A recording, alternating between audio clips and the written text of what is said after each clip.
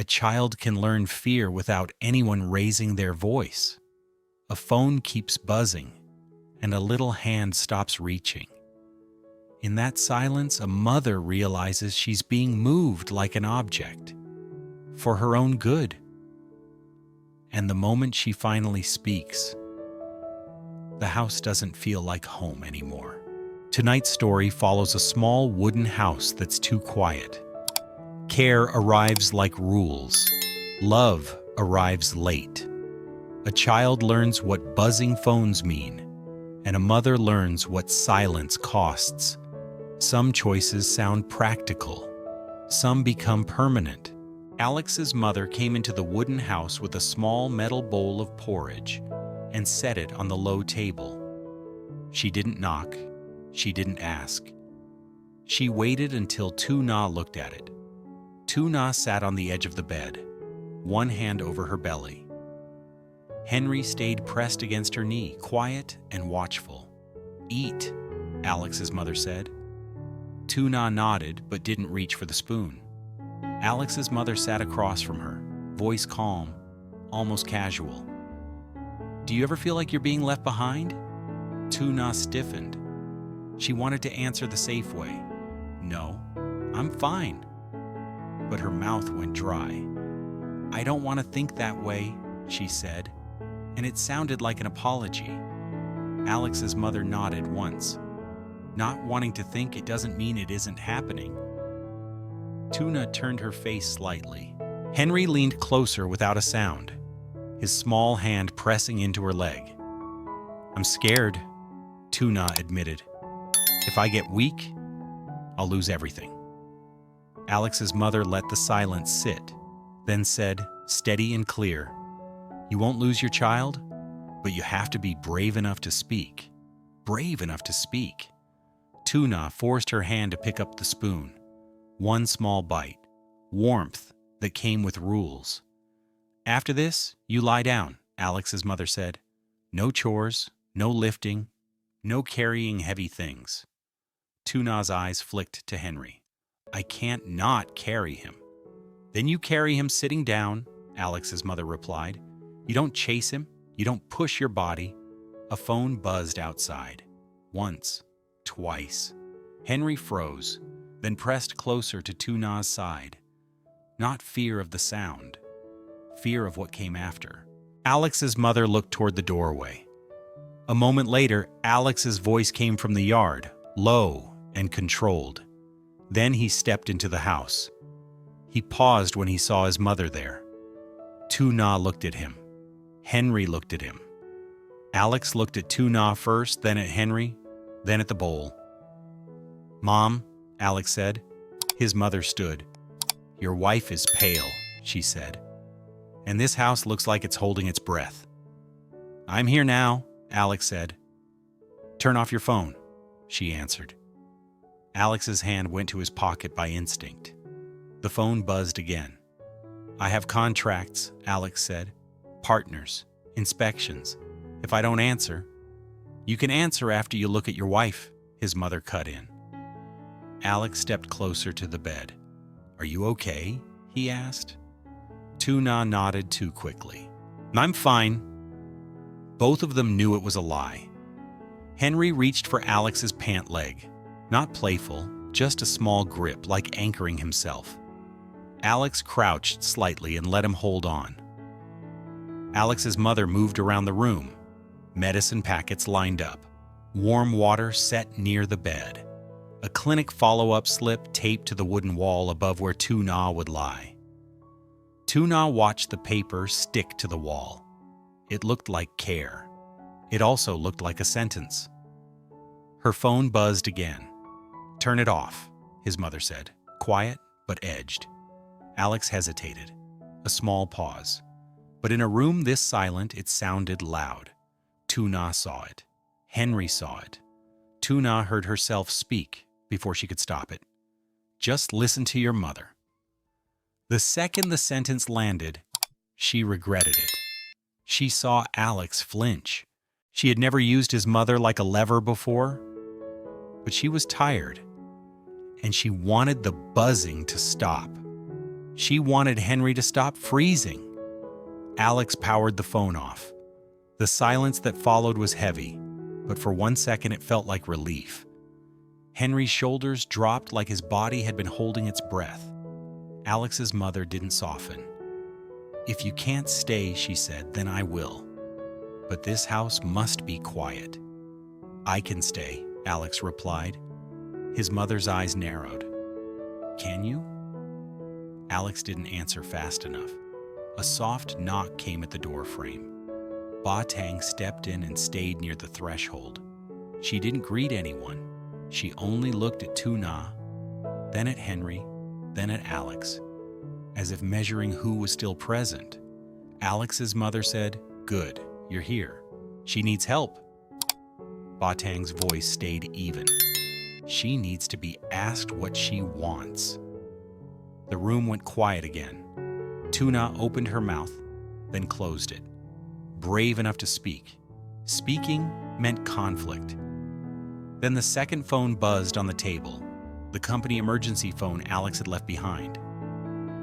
Alex's eyes flicked to it, just once. Henry saw that glance and went still. And Tu Na realized the storm wasn't outside anymore. It was sitting in the room, waiting for Alex to choose what he would listen to next. Ba Tang didn't look at the phone. She looked at Henry. "He's been reacting to that sound," Ba Tang said quietly. "Buzzing phones. He goes stiff, like he's waiting to be left." Alex's face tightened. He looked down at Henry's hand on his pant leg. Henry wasn't tugging. He was just holding, careful, like he'd learned not to ask. Alex's mother pressed her palm over the emergency phone to stop it rattling the table. "Enough," she said.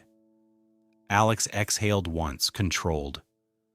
"How serious is this?" he asked. And the question sounded like work, something he could measure. His mother kept her gaze on Tu Na.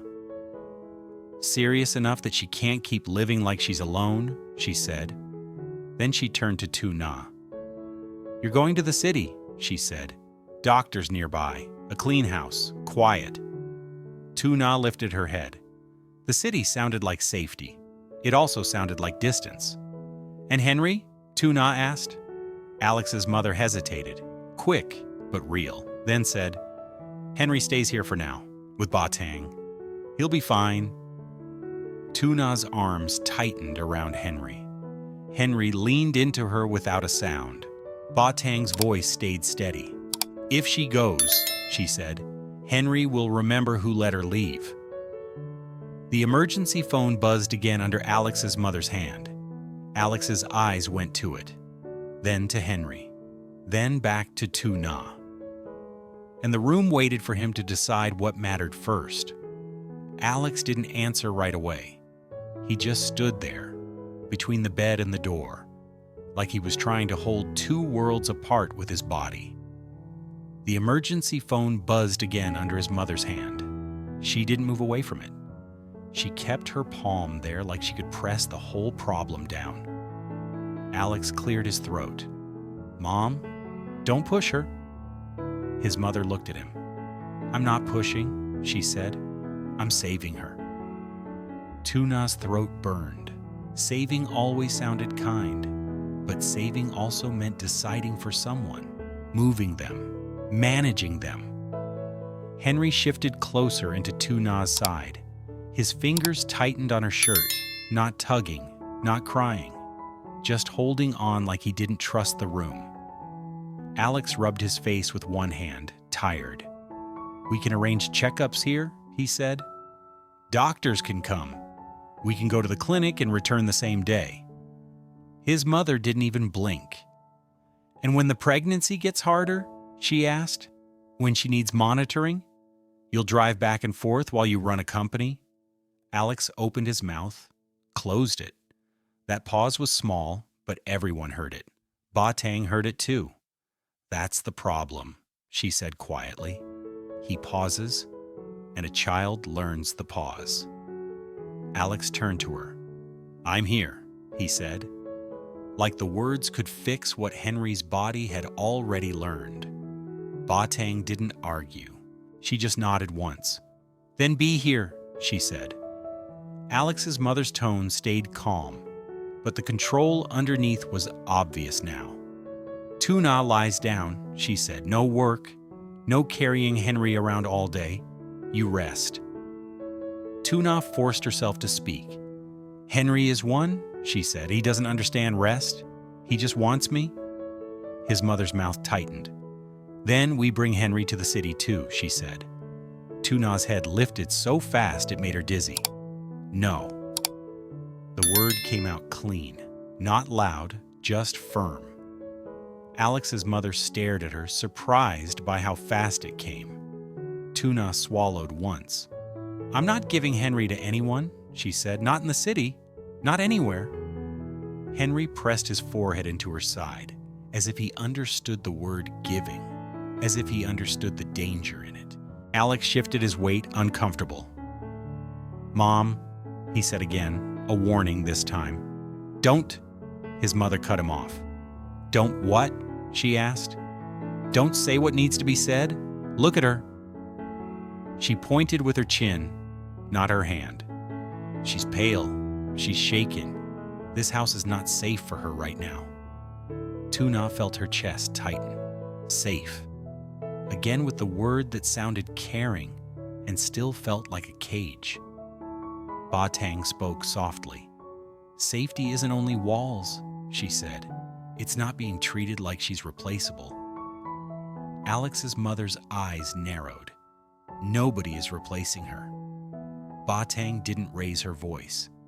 "Then stop making plans that remove her from her own life," she said. The emergency phone buzzed again, harder, like it was angry. Alex's shoulders stiffened. He stared at the phone like it was a fire alarm. His mother stepped aside, finally letting him reach it. "It won't stop," she said. "And you know why?" Alex picked it up. He didn't answer. He just stared at the screen, thumb hovering. Tu Na didn't look at his face. She watched his thumb. That tiny movement had been stealing him away for months. Henry watched it too. The phone, the hand, the attention shifting. Alex looked up at Tu Na. "I'll take it outside," he said, voice low. "Then we'll talk." Tu Na nodded because the old habit rose up again. "Don't be the problem. Let him handle it. Endure." Alex took a step toward the door. Henry grabbed his pant leg. Tight, desperate, not playful. Alex froze. The room held its breath. Even his mother went still. Even Ba Tang stopped blinking.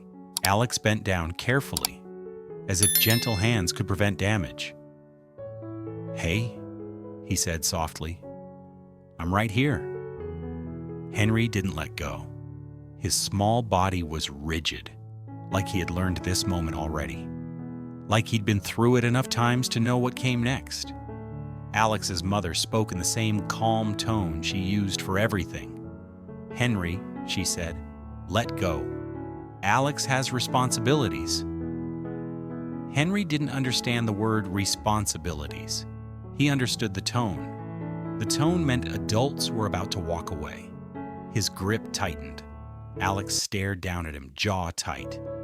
Tu Na felt something in her chest shift. Pain, yes, but also anger that wasn't loud. Anger that was tired. Alex's eyes flicked to the phone again, then to the door, then back to Henry. That hesitation was visible. A whole speech inside a second.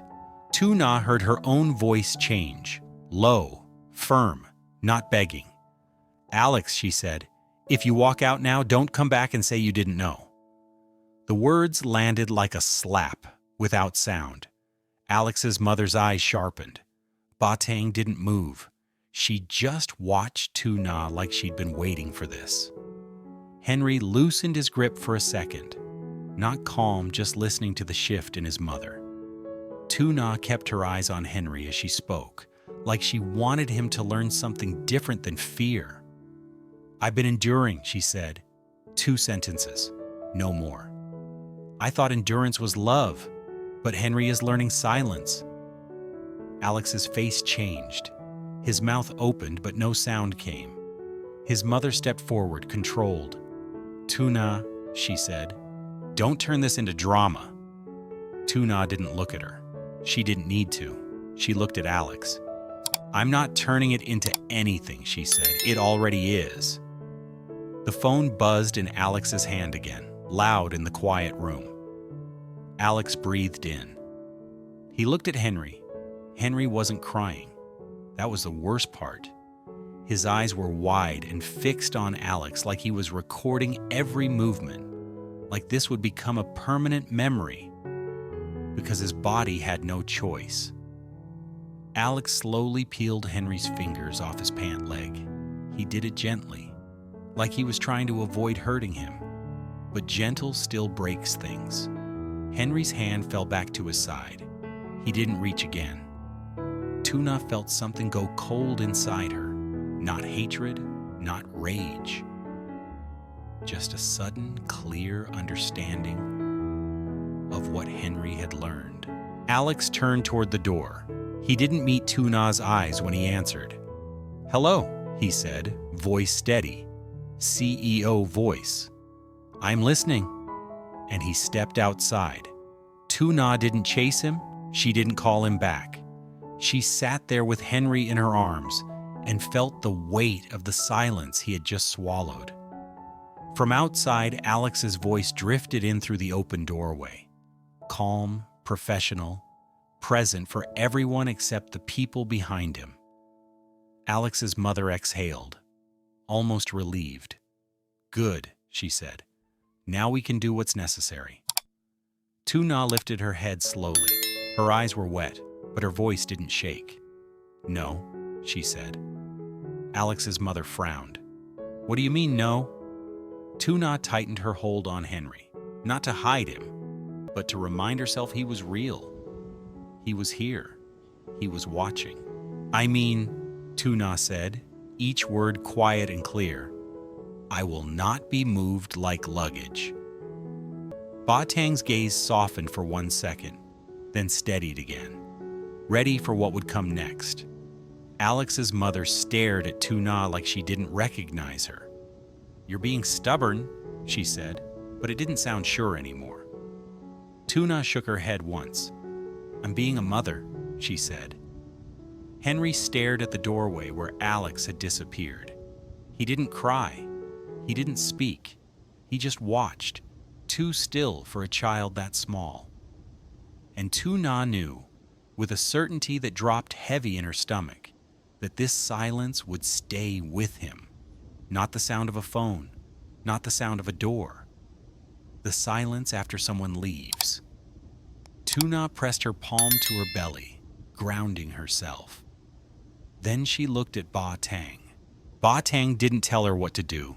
She just said, "Now you've spoken." Tu Na nodded, breathing slow. Outside, Alex kept talking like a man who believed he could fix everything if he just handled it in the right order. Inside, Tu Na held Henry and realized the storm wasn't coming. It had already entered the house,